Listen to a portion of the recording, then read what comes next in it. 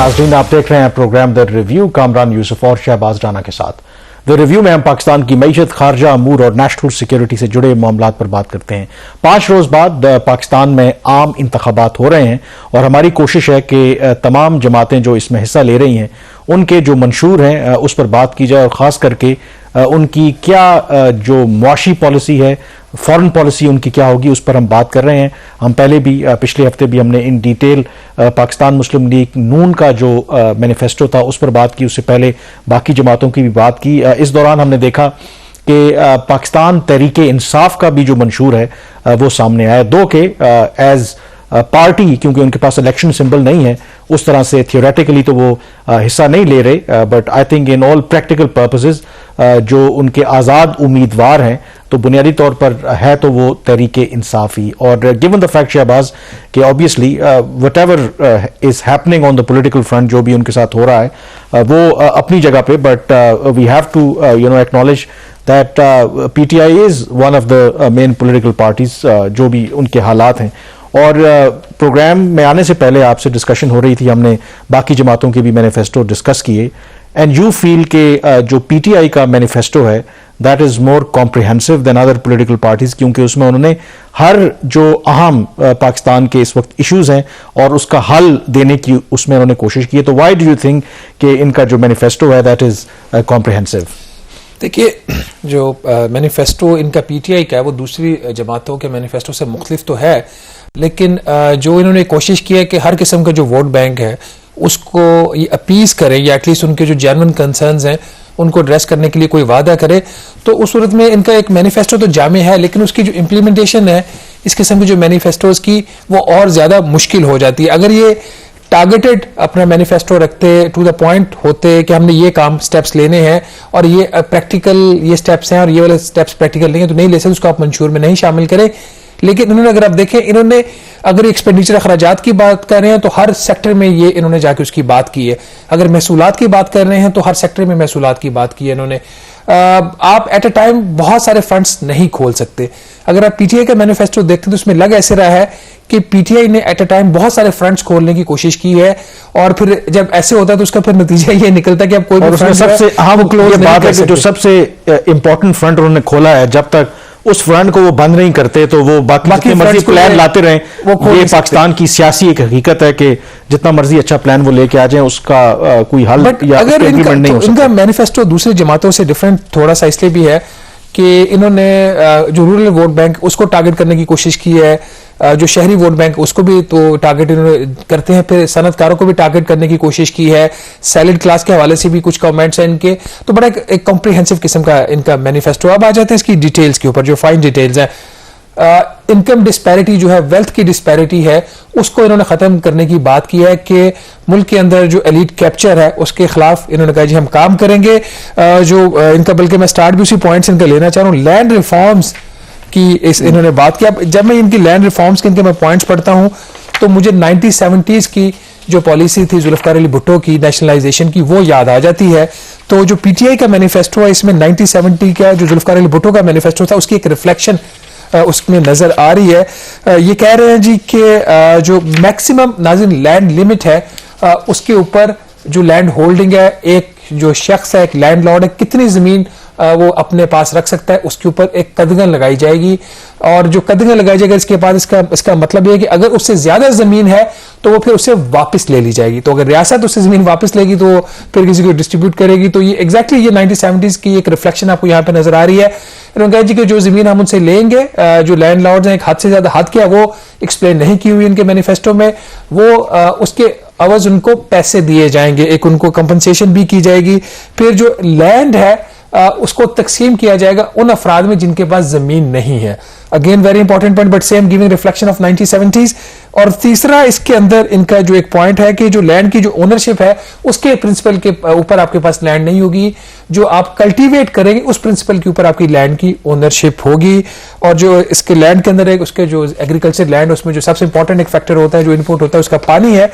तो पानी का उन्होंने कहा जी कि ये एक रियासती एक असासा होगा, ये जो अभी जो पानी की कामरान सूरत हाल है उस किस्म की सूरत हाल की वो बात नहीं करे। 70s का आप हवाला दे रहे हैं क्योंकि उस वक्त वो दौर था कि आपको पता है कि सोशलिज्म और कम्युनिज्म जो है वो अरूज पर था, और कमाबेश अगर आप देखें तो चीन में इसी तरह का निज़ाम है कि यहाँ पर जो लैंड होर्डिंग है वो एक स्पेसिफिक, और हर किसी के पास एक लैंड है क्योंकि वो स्टेट उसको कंट्रोल करती है। लेकिन एक लिहाज से आई थिंक देखें, अक्सर हम कंपैरिजन करते हैं क्योंकि पाकिस्तान और भारत को एक ही दिन आज़ादी मिली। जो डिफरेंस था, एक तो हमारे जो बानी पाकिस्तान थे वो जल्द उनका इंतकाल हो गया, उनको मौका नहीं मिला कि वो मुल्क को आगे लेके चल सकते। लेकिन वहाँ के जो फाउंडिंग फादर थे, लेट से जो नेहरू थे, वो बहुत अरसे तक उनके प्राइम मिनिस्टर रहे। जो काम पाकिस्तान ने नहीं किया, पहला काम जो उनके प्राइम मिनिस्टर थे नेहरू, उन्होंने क्या किया, उन्होंने लैंड रिफॉर्म्स की। वहां पर भी बड़े बड़े आपको पता है जागीरदार लैंडलॉर्ड थे, तो जो लैंड रिफॉर्म्स की, मेरे ख्याल में इसके बारे में तमाम जो हिस्टोरियन है वो ये समझते हैं कि वहीं से एक डिफरेंस वो पाकिस्तान और भारत में आपको पहले दिन से लगना शुरू हो गया। क्योंकि पाकिस्तान में लैंड रिफॉर्म्स नहीं हुई तो वही फिर लोग जागीरदार लैंडलॉर्ड वो सियासत में भी आ गए, वो ब्यूरोक्रेसी में चले गए, वो बाकी जगहों पर भी चले गए, और जिसे आप एलीट कैप्चर कहते हैं वो चीज हो गई। तो बेशक जो भी उनका एक नोवेल आइडिया है, बट करना तो चाहिए, लैंड रिफॉर्म्स होने तो चाहिए। उसकी जो इंपॉर्टेंस है उसे तो आप डिनाई नहीं कर सकते, बट क्या ये प्रैक्टिकल है आज के दौर में? That is the question. आप वादे कर ले, बाद में आप उसकी इंप्लीमेंटेशन ना करें तो फिर then there is a problem. अब वन बाय वन अगर इनकी आप जो मेन इनके जो प्रोमिसेस हैं उसको अगर देखें। अच्छा, लैंड रिफॉर्म्स की एक बात की, एक उसमें आपने शायद पॉइंट मिस किया है, उसमें उन्होंने ये भी कहा है कि ये जो सरकार जो होती है बड़े बड़े अफसरों में जो ज़रई अराजी तकसीम करती है, और उसमें आपको पता है कि ज़ाहिर है कि वर्दी में भी लोग होते हैं, अदरवाइज भी हैं, उसको भी इन्होंने खत्म करने की बात की है। मेनली जो I think that can be done ये, but it again can not be done. ठीक है, जो मेन जो लैंड डिस्ट्रीब्यूट होती है वो जो रिटायर्ड आर्मी ऑफिसर्स होते हैं उनके दरमियान होती है।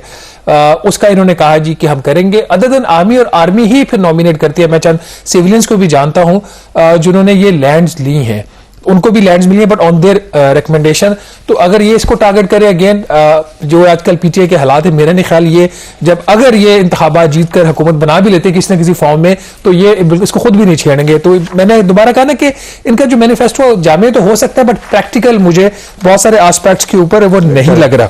इसमें एक और जो चीज इसकी है कि उन्होंने कहा जी कि माशी इस्तेहकाम के लिए जरूरी यह है कि आइन में तरमीम की जाए। ये एक बहुत ही ड्रास्टिक चीज की बात कर रहे हैं कि जो इकोनॉमिक स्टेबलाइजेशन है, अब ये किसी कानून के तहत या किसी पॉलिसी के तहत नहीं, ये आइनी एक ऑब्लिगेशन होगी। Let's see whether they can do it और not, again a question mark on that, but idea बुरा नहीं है। महंगाई जो बहुत बड़ा इशू है, महंगाई के ऊपर वो बड़े अग्रेसिव आ रहे हैं कि महंगाई को ये कम करेंगे, 5 से 7% की उसकी रेंज में लेके आएंगे, और शॉर्ट टर्म उनका ये गोल है। इसका मतलब है कि पहले 3 माह में कर पाएंगे या नहीं कर पाएंगे, मुझे इसकी समझ नहीं आ रही, क्योंकि इस हफ्ते जो महंगाई के नंबर्स अनाउंस है वो 28.3% इन्फ्लेशन रेट है, जो कि हाई है। जो पहले एक एक्सपेक्टेशन थी स्टेट बैंक ऑफ पाकिस्तान की कि महंगाई जो है वो जो माली साल का दूसरा हाफ है, यानी कि जनवरी जून का पीरियड, इसमें कम होना शुरू हो जाएगी। अब जनवरी का जो नंबर है वो अगेन 28.5% के करीब है, दिसंबर में कोई 29.3% था। तो ये जो चीज है, ये 29.7% है दिसंबर में। अगेन यहाँ पे अग्रेसिव, और उसमें अगेन आपको पता है कि पीटीआई का हमेशा से, इवन जब 2018 में इक़्तिदार में आने से पहले माजी की हुकूमतों पर इल्जाम आयद करते थे कि कैसे उन्होंने पाकिस्तान को कर्जों के बोझ तले दबा दिया है, और उनके दौर में भी हमने देखा कर्जों में कितना इजाफा हुआ। अपने मैनिफेस्टो में वो ये कह रहे हैं कि इसको वो कम करेंगे, मीन के बिलो 60% ऑफ द जीडीपी जो आपका पब्लिक डेट है। इस वक्त क्या सूरत हाल है, और इनके दौर में जो कुछ इनकी कारकर्दगी रही, अगेन आइडिया अच्छा है बट अगेन क्या कर सकते हैं ये नहीं प्रैक्टिकल। देखिए इस वक्त जो आपके कर्जे हैं तकरीबन 75% ऑफ द जीडीपी है, तो इस पे कल के प्रोग्राम में हम डिटेल में बात कर लेंगे। उस लेवल से जो ये प्रॉमिस कर रहे हैं वहां तक आने के लिए इनको कर्जों में एब्सोल्यूट टर्म्स में 15,000 अरब रुपया कम करना पड़ेगा। क्या ये कर सकते हैं आज के दौर में या नहीं? मेरे नहीं ख्याल कि ये पॉसिबल है, लेकिन कानूनी रिक्वायरमेंट यही है कि आपने इसको बिलो 60% ऑफ द जीडीपी रखना है। इस पे कल बात कर लेंगे डिटेल में। टैक्स के ऊपर उनका काफी फोकस है कामरान। टैक्स के हवाले से उन्होंने कहा जी कि महसूलात में भी इजाफा करना चाह रहे हैं, कितना करना चाह रहे हैं वो नहीं बताया, बट एक्सपोर्ट्स की बात की है कि जो exports as % of the GDP जो पाकिस्तान की इकोनॉमी का साइज है उसके ये तकरीबन 8% के बराबर है। जो पिछले साल की एक्सपोर्ट्स थी 28 अरब डॉलर की, उसने कहा जी हम इसको 15% ऑफ जीडीपी लेके जाएंगे अपने 5 सालों में, तो मतलब रफली को 60 अरब डॉलर एक्सपोर्ट्स की बात कर रहे हैं। एम्बिशियस है। 10 साल में इन्होंने कहा जी अगर हम इसको लेके जाएंगे 20% ऑफ द जीडीपी, उस वक्त की जीडीपी, इसका मतलब $100 अरब की ये बात कर रहे हैं। इन्वेस्टमेंट टू जीडीपी रेशियो का भी यहाँ पे ऐसे ही है, उसको अभी को 15% है। यहाँ पे कोई इनका टारगेट इतना बहुत ज्यादा ऑफ मुझे नहीं लग रहा। जो इनका जो एम है ये करना चाह रहे हैं कि 20% ऑफ जीडीपी, जो पीएमएलएन है उनका 18% ऑफ जीडीपी है, तो उसके आसपास ही है, बट थोड़ा सा एम्बिशियस है। इसमें आगे जाके 2-3 चीजें और भी बात करें इंपॉर्टेंट, जिसमें कह रहे कि एक नया वेल्थ टैक्स इंट्रोड्यूस करवाएंगे, जिसमें आप जो वेल्थ की डिस्पैरिटी है उसको खत्म करने के लिए लीड कैप्चर के हवाले से। अब जो वेल्थ टैक्स है आईनी तौर पर फेडरल गवर्नमेंट नहीं लगा सकती, इसके ऊपर कई दफा पहले भी डिबेट हो चुकी है। इस पॉइंट के ऊपर भी अगेन मुझे इसमें फ्रैंकली इसमें मुझे इश्यूज नजर आ रहे हैं। और टैक्स की जो एग्जाम्पशन है, बहुत सारी टैक्सों की छूट है, उसके ऊपर भी करें हम उसको खत्म करेंगे, आई डाउट कि ये कर सकते हैं। एक चीज इंपॉर्टेंट है, ये हो सकती है कि अभी जो फाइलर और नॉन फाइलर की एक डिस्टिंक्शन है, इसके हवाले से ये कह रहे हैं कि हम इसको खत्म करेंगे, ये एक टैक्स कोड के अंदर एक प्रॉब्लम है, दिस कैन बी डन, और ये बहुत बड़ा एक प्रॉब्लम है। नॉन फाइलर का मतलब ये है कि अगर आप वैसे तो एक तौर पे जो इनका सेक्शन 114 अगर आप उसका रिटर्न फाइल नहीं करते इनकम टैक्स का गोशवारा, तो आप आपकी कानून की खिलाफ वर्जी कर रहे हैं। But at the same time आप कहते हैं ठीक है गोशवारा आपने फाइल नहीं किया, आप नॉन फाइलर और आप कोई चीज परचेज करने जा रहे हो, उसके ऊपर रिलेटिव टर्म्स में हाई टैक्स दे दो तो आपकी वो ट्रांजैक्शन हो सकती है। तो डाइकोटमी है लॉ के अंदर, उसकी वजह से पाकिस्तान में जो टैक्स बेस है वो नहीं बढ़ी, इसको इनका जो खत्म करने का है। आई थिंक यहाँ पे ब्रेक लेते हैं और ब्रेक के बाद और भी कई अहम इश्यूज हैं, उसके ऊपर भी, इकोनॉमी के ऊपर भी और उनकी फॉरेन पॉलिसी की क्या तरजीहात हैं उस पर बात करेंगे। यहाँ पे ब्रेक लेंगे, ब्रेक के बाद हमारी डिस्कशन जो है वो जारी रहेगी।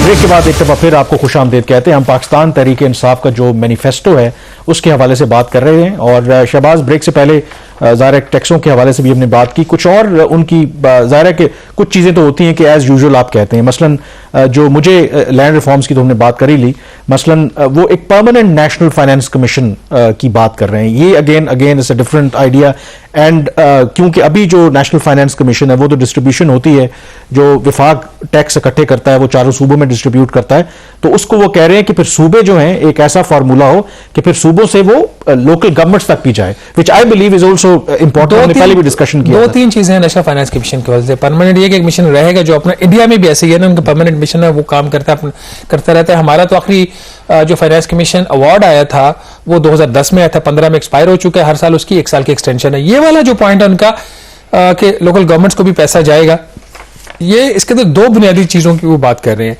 एमक्यूएम का भी आपको याद है मैंने डिस्कस किया, तो वो भी इस किस्म की बात कर रहे हैं, बट वो तो बहुत ड्रास्टिक बात कर रहे हैं कि 70% जो है सूबे के शेयर का वो लोकल गवर्नमेंट का जाएगा, इतना हो नहीं सकता। पीएमएलएन ने कहा है 30% जाएगा, इन्होंने कोई रेशियो नहीं दी हुई, इन्होंने कहा जी कि उनकी जो रिस्पॉन्सिबिलिटी के लिहाज से उनको ये पैसा चला जाएगा। दूसरा जो पॉइंट इसके साथ है जो कि कंट्रोवर्शियल है, वो ये कह रहे हैं, but may be a good point, कि सूबों को जो पैसा जाएगा एनएफसी के तहत वो जाएगा उनकी परफॉर्मेंस से लिंक्ड होगा। परफॉर्म करेंगे तो पैसा जाएगा, नहीं करेंगे तो नहीं जाएगा। क्योंकि अभी तो एक आबादी का तनासुब और दूसरा जो जितनी टैक्स कलेक्शन होती है उसकी बुनियाद पर उनको शेयर मिलता है। चार इंडिकेटर्स हैं। आबादी सबसे बड़ा इंडिकेटर है, 82% है, फिर उनका रेवेन्यू जनरेशन है, फिर पॉवर्टी है, और एक चौथा भी इसके साथ एक इसके दो की इनकी बात तो ठीक है कि चलें सर्विस डिलीवरी की बात वो कर रहे हैं कि अगर सर्विस अच्छी होगी तो उसको ज्यादा शेयर मिलना चाहिए।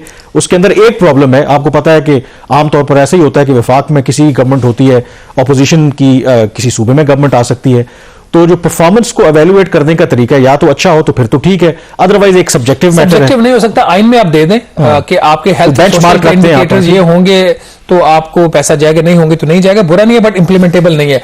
2-3 चीजें क्विकली करते फिर आते हैं फॉरेन पॉलिसी के ऊपर। इसमें एक और जो पॉइंट इनका कामरान ये है कि ये कार्बन टैक्स इंट्रोड्यूस करवाना चाह रहे हैं। वेल्थ टैक्स एक नया है, दूसरा कार्बन टैक्स की बात कर रहे हैं कि कार्बन टैक्स जो हम करेंगे इंट्रोड्यूस कर सकते हैं नहीं कर सकते, वो बात की बात है।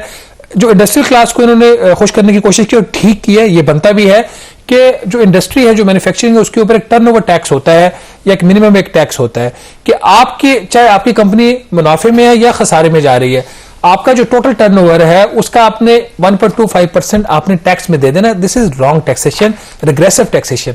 ये उन्होंने कहा जी हम इसको खत्म कर देंगे। विद होल्डिंग टैक्सेस का भी उन्होंने कहा जी कि इसका भी हम खात्मा कर देंगे, और जो इंपोर्ट्स के ऊपर कोई टैक्सेस हैं उसके ऊपर जो रिलायंस है वो कम कर देंगे। इंपॉर्टेंटली डिजिटल ट्रांजेक्शन हैं उसके ऊपर जो टैक्सेस है उन्होंने कहा जी वो भी हम खत्म कर देंगे।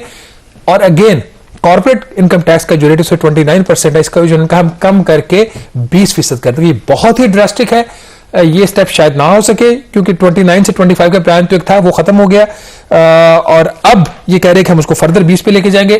जो सैलरीड क्लास का टैक्स रेट है वो 35 है, कॉर्पोरेट का 29 है, पर 29 के ऊपर 10% वो आपको पता है कि और इन्होंने टैक्स भी लगाया हुआ है, सुपर टैक्स, तो वो 29 का भी 39 हो जाता है।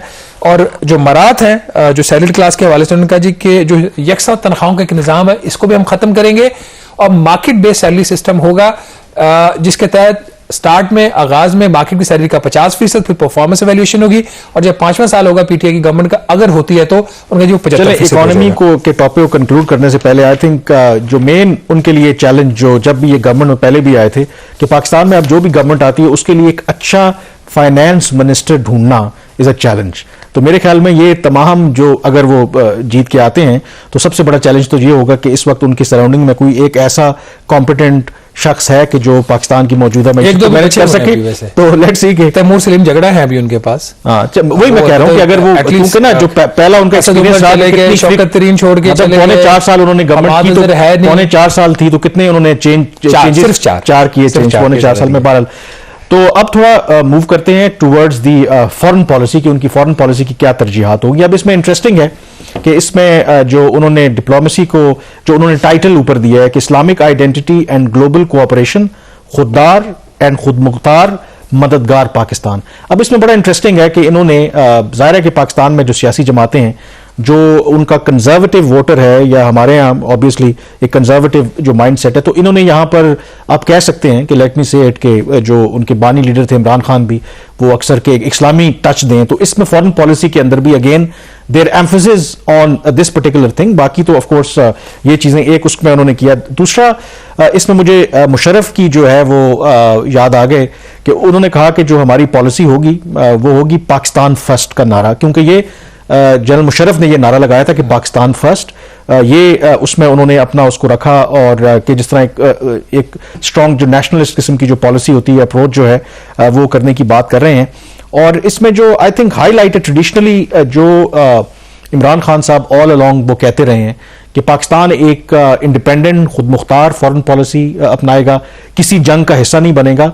और एक इंटरेस्टिंग उन्होंने रेफरेंस भी दिया कि जो बगदाद पैक्ट और जो उसके साथ उन्होंने कहा कि जो सेंटो जो एक अलायंस था जब पाकिस्तान ऑब्वियसली 50-60 जब पाकिस्तान जो अमेरिका का जब और सेंटो दो हम हिस्से थे और बगदाद पैक्ट और ये वो, तो उसको री एवेल्युएट करेंगे। जाहिर है कि वो तो अब सर जंग थी, वो जब फॉर्मर सोवियत यूनियन टूटा वो सर जंग खत्म हो गई, तो इट सीम्स कि अभी भी इनके इस जो पॉइंट यहां पे डाला है उनको ये लगता है कि आज भी जो पाकिस्तान की पॉलिसी है that is tilted towards waste, शायद हम वेस्ट का हिस्सा हैं। तो उसको जब रीएवैल्यूएट करने की बात करते हैं तो इसका मतलब है कि वो इंडिकेट करें। आपको कॉन्ट्रडिक्शन एक नजर आ रही है कि एक साइड पे इस्लामिक ब्लॉक की बात करें, दूसरे वेस्ट की। एक और जो चीज मैं पिछले उसमें बताना भूल गया, इन्होंने जो स्टेट बैंक ऑफ पाकिस्तान को कामरान ऑटोनॉमी दी थी ना, उसमें monetary and fiscal policies coordination board खत्म कर दिया था।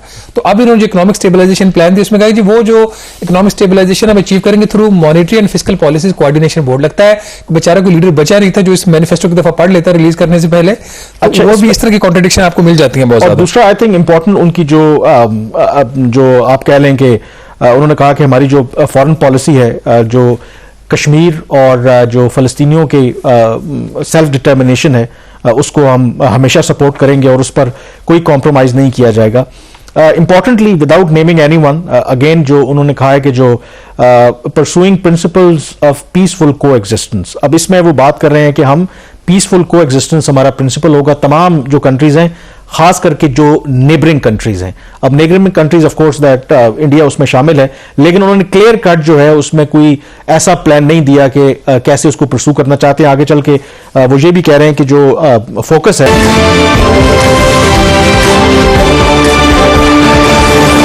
ब्रेक के बाद एक दफा फिर आपको खुशामदीद कहते हैं। जो निगरान हुकूमत है उसको अब चंद ही दिन रह गए हैं, लेकिन अभी भी कोशिश हो रही है कि खास करके जो PIA की प्राइवेटाइजेशन है उसको ज़ाहिर है कि तेजी से एक्सपेडाइट किया जाए। और शहबाज हम जो डिस्कशन करते रहे कि बिलाखिर एक ब्रेक थ्रू तो हुआ कि जो ऑलमोस्ट 270 अरब रुपए के कर्जों वाला मामला था PIA का, बिलाखिर जो कमर्शियल बैंक्स हैं उनके साथ जो रीस्ट्रक्चरिंग का वाला मामला जो है वो तय पा गया है। तो इसमें जाहिर है कि जो फाइनेंस मिनिस्ट्री थी उनका एक पर्सपेक्टिव था, बैंक्स कुछ और कह रहे थे। तो सबसे पहले यहाँ पे किसने सरेंडर किया है? सरेंडर देखिए, मार्च 2023 में फाइनेंस मिनिस्ट्री ने एक प्रिंसिपल पोजीशन ली कि आज के बाद पीआईए को कर्जों के हवाले से हम कोई बेल आउट नहीं करेंगे, उसको नया कर्जा नहीं देंगे, एक चीज। दूसरा, उसके जो कर्जे उसकी डेट सर्विसिंग भी नहीं करेंगे। वो जो फाइनेंस मिनिस्ट्री ने उनकी जो फाइनेंसिंग पाइपलाइन थी उस पर जब उन्होंने पांव रख दिया तो फिर एक वहां पे एक थोड़ी सी बेचैनी पैदा हुई, हुकूमत के अंदर भी पैदा हुई, पीआईए मैनेजमेंट में भी पैदा हुई। तो आपने देखा कि एक फोकस चला गया टुवर्ड्स पीआईए प्राइवेटाइजेशन। बीच में पीआईए की जो परवाजें थी वो भी रुक गई, उनके ऑपरेशंस को कर्टेल कर दिया गया। इन सब चीजों के बावजूद किसी भी जगह पे वजारत खजाना ने पीआईए को कोई फाइनेंशियल बेल आउट नहीं दिया। और जो वजीर खजाना है डॉक्टर शमशाद अख्तर साहिबा और फाइनेंस सेक्रेटरी इमदादुल्लाह भूसाल, उन दोनों का ये बड़ा स्टेटेड मौकिफ था कि no more public money for the PIA. और as a result of that आपने देखा कि बड़ा एक फोकस आया पीआईए की प्राइवेटाइजेशन के ऊपर। लेकिन सवाल आपका यह कि किसने सरेंडर किया? सरेंडर डेफिनेटली वजारत खजाना ने किया। अभी जो एक अंडरस्टैंडिंग हुई है between ministry of finance, PIA management और कमर्शियल बैंक्स, अंडरस्टैंडिंग ये हुई है कि पीआईए के जिम्मे जो कर्जा है 268 अरब रुपए का, जो उसने 9 कमर्शियल बैंकों का देना है, वो कर्जा अब वफाकी हुकूमत अपने जिम्मे ले रही है। वो वफाकी हुकूमत के बजट का हिस्सा बनेगा और जो कर्जा है उसकी जो अदायगी है वो बजट से होगी, या फिर अगर पीआईए प्राइवेटाइज होती है वहां से जो प्रोसीड्स आती हैं तो वहां से पीआईए के कर्जे की अदायगी होगी। अगर पीआईए की निजकारी का पैसा कम पड़ जाता है और कर्ज की रकम ज्यादा है तो फिर ये पैसा बजट से जाएगा 268 अरब रुपया भी। और उसके ये बैंक इस चीज पे एग्री कर गए हैं कि ये जो कर्ज है वो 10 साल के लिए इसकी जो अदायगी है वो मौखर कर देंगे, उसके बदले वो 12% शरह सूद चार्ज करेंगे। जो आज की जो रकम है उसके ऊपर तकरीबन ये 32 अरब रुपया सालाना बनती है। कोई 322 अरब रुपया बैंकों को मिलेगा 10 साल के अरसा में सूद के मद में। और उनकी जो प्रिंसिपल अमाउंट है वो भी जो 268 अरब है, जिसमें ऑलरेडी 250 प्रिंसिपल और कुछ इनका इंटरेस्ट भी शामिल था, वो भी वफाकी हुकूमत अपने जिम्मे ले लेगी। तो वो जो पीआईए एक पब्लिक लिस्टेड कंपनी है, जो आइडियली उसका कर्ज जो है वो वफाकी बजट का जो पब्लिक डेट है उसका हिस्सा नहीं बनना चाहिए। अब हुकूमत इस चीज पे राजी होगी है कि ये वफाकी हुकूमत की जिम्मेदारी होगी, पीआईए की अब अदायगियां की ये जिम्मेदारी नहीं है और कामरान टैक्स पेयर्स ये जो पैसा है वो वापस करेंगे। तो ये एक इनकी है अचीवमेंट है, कह लें इसको सरेंडर कह लें, जो भी आप कह लें। थ्रू आउट इस सारी चीजों में जो कंसिस्टेंट रहे अपने व्यूज में वो प्राइवेटाइजेशन मिनिस्टर फवाद हसन फवाद, उनका ये हुकूमत का काम है, हुकूमत के जिम्मे ये लेना पड़ेगा। टोटल जो इससे मसला यहां पे हल नहीं होता। This is the first step, important step, no doubt about that. Total जो इसकी जो लाइबिलिटीज हैं पीआई की वो 825 अरब रुपए की हैं। अब 825 अरब रुपए में से 268 अरब तो एक साइड पे हो गया, बाकी पीआईए ने सिविल एविएशन अथॉरिटी का कोई अच्छा खासा पैसा देना है, फेडरल बोर्ड ऑफ रेवेन्यू का देना है, वफाकी हुकूमत का देना है, फॉरेन जो कुछ एंटिटीज है उनका वो पैसा देना है। तो वो जो सारी चीजें अगर वो इनको रिजॉल्व करनी पड़ेगी। और ये जो एग्रीमेंट है ये इसलिए जरूरी था कि जो प्राइवेटाइजेशन बोर्ड ने, जैसे हमने पिछले प्रोग्राम में डिस्कस किया था, उन्होंने इस चीज की मंजूरी दी कि ये जो कर्जा एक नई होल्डिंग कंपनी में वो पार्क कर दिया जाए। पर वो होल्डिंग कंपनी का अप्रूवल और फिर उसको सेपरेट करना उसकी बैलेंस शीट को तब तक नहीं हो सकता जब तक तमाम जो उसके क्रेडिटर्स हैं वो एनओसी नो ऑब्जेक्शन सर्टिफिकेट नहीं देते securities and exchange commission of Pakistan को ये सेग्रीगेशन स्कीम के लिए। तो फर्स्ट स्टेप है, लेट्स सी कि इंप्लीमेंट हो जाता है। अगर होता है तो फिर इसके अपनी कॉन्सिक्वेंसेज, नहीं होता तब भी इसके कॉन्सिक्वेंसेज। अच्छा, आपने कहा कि ये बिलाकर बोझ जो है वो अवाम के ऊपर डेफिनेटली पड़ेगा। अब इंटरेस्टिंगली क्योंकि ये 10 साल के लिए पेमेंट जो है मौखर हुई है 268 अरब रुपए, और जब ज़ाहिर की पेमेंट होगी 10 साल और 12% इंटरेस्ट रेट पे, तो कुल मिला के 268 को इसको मिला लें तो 322 अरब रुपए इजाफी जो इंटरेस्ट देना पड़ेगा हुकूमत पाकिस्तान को, 572 बिलियन रुपीस हमें देना पड़ेंगे।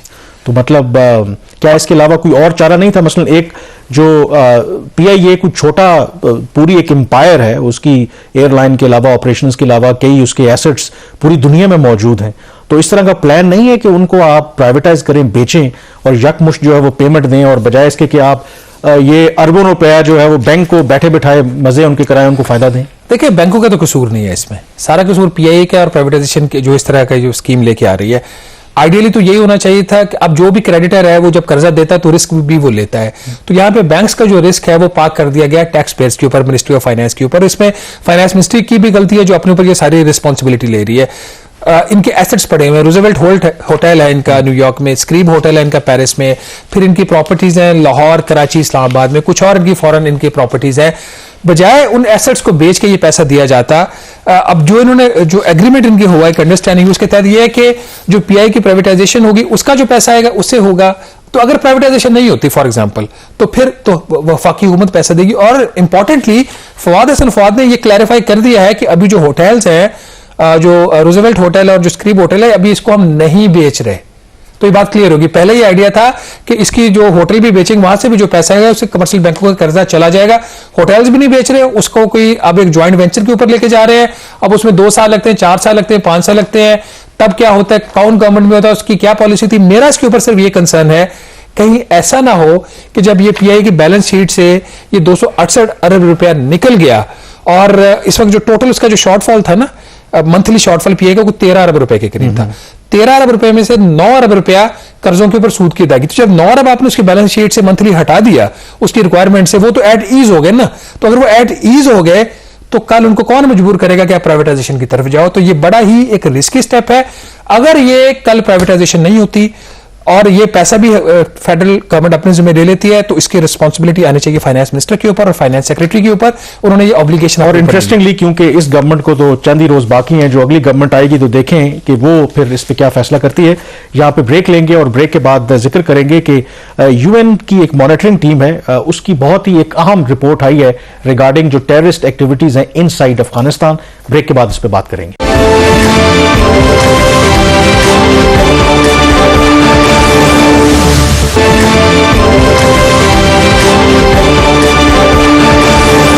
ब्रेक के बाद एक दफा फिर आपको खुश आमदीद कहते हैं। यूएन सिक्योरिटी काउंसिल की मुतअद्दिद करारदादें हैं, जिसे al Qaeda and Islamic state in Iraq and the Levant, या आम जुबान में उसे जो दाइश दहशतगर्द ग्रोह हम कहते हैं, उसके तहत उनकी एक टीम है जिसे कहते हैं analytical support and sanctions monitoring team. वो हर साल अपनी एक रिपोर्ट पेश करती है पूरी दुनिया में जो अलकायदा हो या दाइश हो या जो बाकी दहशतगर्द ग्रोह हैं, उनकी एक्टिविटीज को वो मॉनिटर करती है।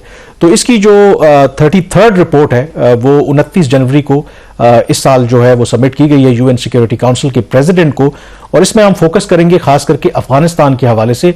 बहुत अहम इंकशाफात किए गए हैं अफगानिस्तान के साथ। आपको पता है कि हमारे इस वक्त जो ताल्लुकात हैं वो बहुत खराब हैं और उसकी वजह कि वहां पे टीटीपी खुलेआम जो ऑपरेट कर रही है।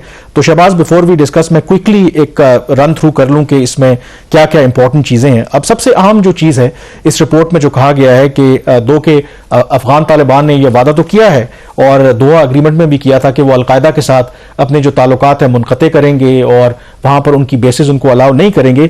लेकिन ये जो रिपोर्ट यूएन की आई है उसमें उन्होंने कहा है कि अलकायदा जो है वो वहां पर ना सिर्फ मौजूद है बल्कि वो फ्लरिश कर रही है। बल्कि उन्होंने पिछले साल 8 नए जो ट्रेनिंग कैंप्स हैं वो बनाए हैं, जिसमें गजनी, लगमान, परवान, उर्जगान जो प्रोविंसेस हैं वहां पर उन्होंने अपने जो बनाए। और इंपॉर्टेंटली अब जो पाकिस्तान के हवाले से हम टीटीपी की तो बात करते हैं कि टीटीपी की पुष्ट पनाही जो अफगान तालिबान कर रहे हैं, इस रिपोर्ट के मुताबिक जो अलकायदा है वो बाकायदा तौर पर एक असिस्ट कर रहा है टीटीपी को पाकिस्तान के ऊपर। जो हालिया हमले हुए, खास करके पिछले साल सितंबर चतराल में जो एक बड़ा हमला टीटीपी ने किया, इस रिपोर्ट के मुताबिक अलकायदा ने बाकायदा तौर पर उनको असिस्ट किया।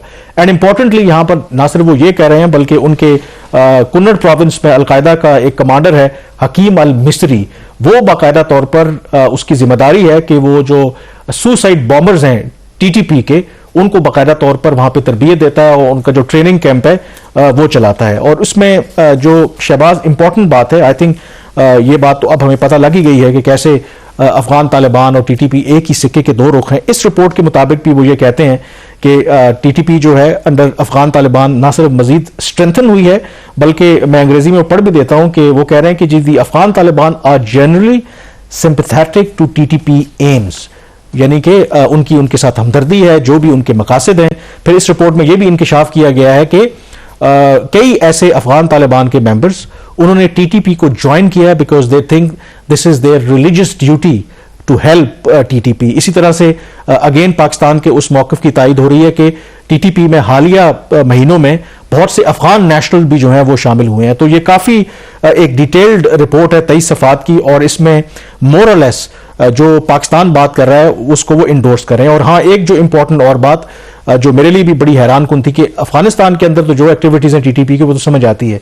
इस रिपोर्ट में ये दावा और इंकशाफ किया गया है कि 2023 के वस्त में टीटीपी ने खैबर पख्तूनख्वा के अंदर अपना एक नया बेस कायम किया है, और उस बेस से या अड्डे से अब तक 66 खुदकुश हमला आवर जो हैं उनको तरबियत दी जा चुकी है। So this is something very alarming, और इसके हवाले से आई थिंक अभी तक तो मैंने कोई ऑफिशियल रिएक्शन नहीं देखा, लेकिन ये काफी अलार्मिंग है कि अफगानिस्तान के अंदर तो जो कुछ कर रही थी टीटीपी वो तो ठीक है, लेकिन पाकिस्तान के अंदर 2023 में इस तरह का बेस बनना is seriously I think concern. ये कंसर्न्स तो हैं, और ये बड़ा एक क्लियर है कि रियासत की जो पॉलिसी थी टुवर्ड्स अफगान तालिबान और तहरीक तालिबान पाकिस्तान वो बुरी तरह नाकाम हो चुकी है। They need to take corrective course, probably they have already taken the corrective course, इसलिए उनसे मुज़ाकरात नहीं हो रहे। बट आपने बिल्कुल ठीक है, इस रिपोर्ट के अंदर अब ये चीज वाज़ेह हो गई है कि एक तो ये ना सिर्फ वो उनको ज्वाइन कर रहे हैं बल्कि उनकी फैमिलीज को भी मदद कर रहे हैं। फिर नया बेस कैंप पाकिस्तान में बनाया, वहां से 66 लोगों को उन्होंने ट्रेन कर दिया। तो अब ये चीज तो तय हो गई। इसके अंदर एक और जो चीज उन्होंने कही थी, जो 70 से 200 इन्होंने टीटीपी के लोगों को गिरफ्तार किया था वक्ती तौर पर, सिर्फ पाकिस्तान का जो प्रेशर था उसको डिफ्लेक्ट करने के लिए, तो उनको रिलोकेट किया गया। उनके खिलाफ कोई एक्शन नहीं हुआ, ताकि जब प्रेशर जो है वो डिफ्लेक्ट हो जाए तो बाद में फिर उनको आबादकारी उनकी कर दी गई। तो अब इट्स अ हाई टाइम कि जो पाकिस्तान की पॉलिसी है उसमें फर्दर वो क्लैरिटी लेके आए। और ये बात, इसके ऊपर मेरा ख्याल टाइम वेस्ट करने वाली बात है हुकूमत के लिए कि वो एक ही चीज को बार बार पुश किए जा रहे हैं कि, और एक्सपेक्ट कर रहे हैं कि कोई डिफरेंट रिजल्ट होगा और अफगान तालिबान टीटीपी के खिलाफ को मूव करेंगे नहीं, लग नहीं रहा। लेकिन इसके अंदर एक जो चीज है ना, देखें जो केपी के अंदर जो नए बेस की टीटीपी की बात हो रही है, इसकी जो टाइमिंग है कह रहे हैं कि मिड 2023 में हुई है, 2023 में। अगर आपको याद पड़ता हो तो जो पुरानी गवर्नमेंट थी पीडीएम के दौर में भी वो फिर जारी रहा, जो एस्टैब्लिशमेंट थी अंडर जनरल बाजवा, तो हमने इनिशियली टीटीपी के साथ मुज़ाकरात किए और उस मुज़ाकरात के नतीजे में उनके कई लोगों को छोड़ा। उन्होंने एक सीज फायर का भी ऐलान किया। फिर as part of confidence building measures हमने सैकड़ों की तादाद में टीटीपी के जो दहशतगर्द थे उनको पाकिस्तान वापस आने दिया, और हमने देखा कि स्वात के इलाके में लोगों की वहां पर लोकल अपराइजिंग हुई कि ये तो दहशतगर्द दोबारा वापस आ रहे हैं। तो ये टाइमिंग बड़ी इंटरेस्टिंग है कि इसका मतलब है कि वो जो हमारी पॉलिसी थी, जिन लोगों को हमने वापस आने दिया, वो बैकफायर हुई है।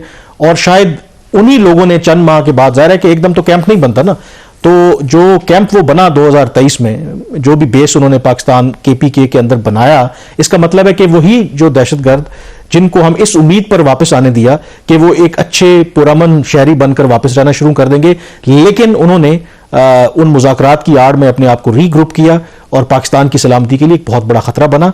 जहां हम बात करते हैं ठीक है, अब हमने अपनी पॉलिसी करेक्टिव मेजर्स लिए हैं कि अब हम मुज़ाकरात नहीं कर रहे, but at the same time I believe that whoever took that decision, at least they should be asked कि क्या विजडम थी आपकी, आपने किस बेस के ऊपर वो फैसला किया कि चलें अफगानिस्तान के अंदर जो टीटीपी मौजूद है दैट्स फाइन, हमने अपना बॉर्डर सिक्योर करना है। आपने क्यों आने दिया उन लोगों को, और फिर वो लोग जब आए तो उन्होंने क्या हाल किया कि यहाँ पर एक नया बेस बना दिया, 66 उन्होंने जो खुद को हमला। एक जो चीज इंपॉर्टेंट अलकायदा है कि उन्होंने ये तो कहा कि उनके वहां पे कैंप्स भी हैं और मदरसाज भी हैं जो वो चला रहे हैं, बट रिपोर्ट के अंदर ये जो पॉइंट उनका है ना कि वो कुछ सोफिस्टिकेटेड अब टारगेटेड अटैक नहीं कर सकते, और उनकी जो इस वक्त की जो लीडरशिप है उनमें लेस देन अ डजन लोग हैं जिनका कभी कोई राब्ता रहा है माजी की जो अलकायदा की लीडरशिप है। तो अलकायदा तो काफी हद तक वीकन हो गया है, बट ये ऐसा नहीं है कि वो कंप्लीटली एलिमिनेट ना, वो मौजूद है वहां पे एट एनी पॉइंट, मतलब है वो अपने आप को, और क्योंकि उनका जो क्लोजली लिंक है विद आप कह लें अलकायदा के साथ, टीटीपी के साथ, then they are also connected with जो ईस्ट तुर्किस्तान इस्लामिक मूवमेंट है, बाकी जो दहशतगर्द तंजीमें, एंड इवन जो मजीद ब्रिगेड जो एक सुसाइड स्क्वाड है बलूचिस्तान लिबरेशन आर्मी का, खास करके सी पैक और चाइना को वो इंटरेस्ट ने टारगेट कर रहे हैं, उनके साथ भी इनकी कोऑपरेशन चल रही है। तो काफी कॉम्प्लिकेटेड ये सिचुएशन है, और मोर और लेस ये वही बातें जो पाकिस्तान अब कह रहा है कि यस जो अफगान तालिबान है वो अपने वादों पर अमल नहीं कर रहे जो उन्होंने किए थे पाकिस्तान से और बाकी दुनिया से। प्रोग्राम द रिव्यू से इतना ही। मुझे कामरान यूसुफ और शहबाज राना को इजाजत दीजिए। अल्लाह हाफिज।